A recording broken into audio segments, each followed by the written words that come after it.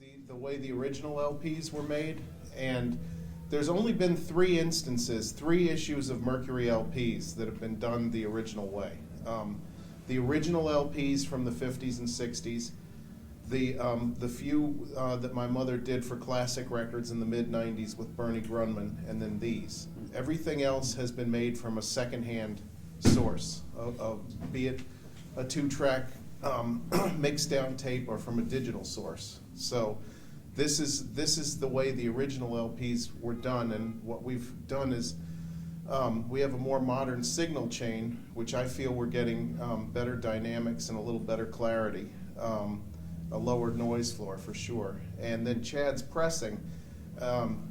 If you guys own Analog Production Records, you know they're the quietest things made. So it was really amazing to me to hear how close to the master tape these sound.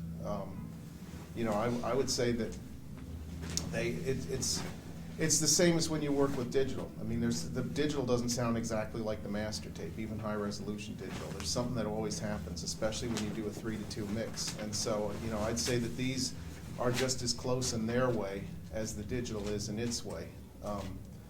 So the way we do this is the 3-track tapes come over from England, and they need to be made so they'll play through to cut aside. What that involves is repairing the splices and cleaning the splices. Usually some of these tapes have like 50 to 100 splices in them. Then what I did then is hand carry them down to Nashville to Ryan Smith's mastering studio, and we did a 3-to-2 mix. Ryan had already done the RCA Living Stereos for Chad, so he was very experienced at doing a 3-to-2 mix and cutting from that.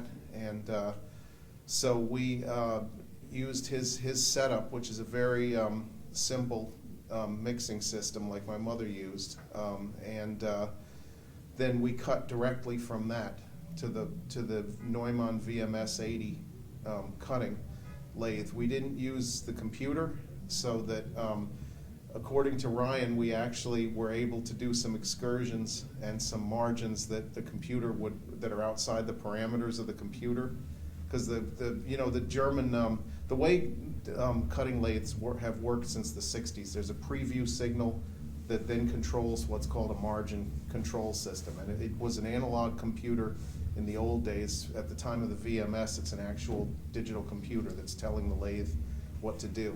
And back in the old days, back when the Mercury was originally cut, nobody had that. So the way they would do it is they'd look at a score, and my mother would read ahead in the score and give George Piros, the cutting engineer, hand signals as to when to widen and tighten the margins. So the way Ryan and I did it was a little more modern. We had the waveform from the CD reissues up on the screen, and we play along and look at that, because the timing ended up being just about on with the playback. And so Ryan cut without a net. For the Starker box suites, we used what's called fixed pitch, which is when you're doing it at 45 RPM and you have the real estate, it's called, on the sides, you can basically have unlimited dynamics, unlimited as far as what would be trackable. So with we did no compression, no equalization, basically just a straight line from the 3-to-2 mix to the disc cutting head, and we didn't use the computer, so there's no bass summing. So basically what you hear is what's on the tape, because that's another thing the computer does, is it'll sum the bass and also peak limit the bass. So we didn't use any of that. I guess just a quick summary of it. This couldn't have been cut this way in the 50s, because you'd blow out a Westrex cutter head doing this. And the way Chad's issuing this on 45 RPM, you have the real estate to basically have no compromises with this. And without getting too far in the weeds about disc cutting, this is kind of state of the art. You can't cut any better than this, the way Ryan did this. So.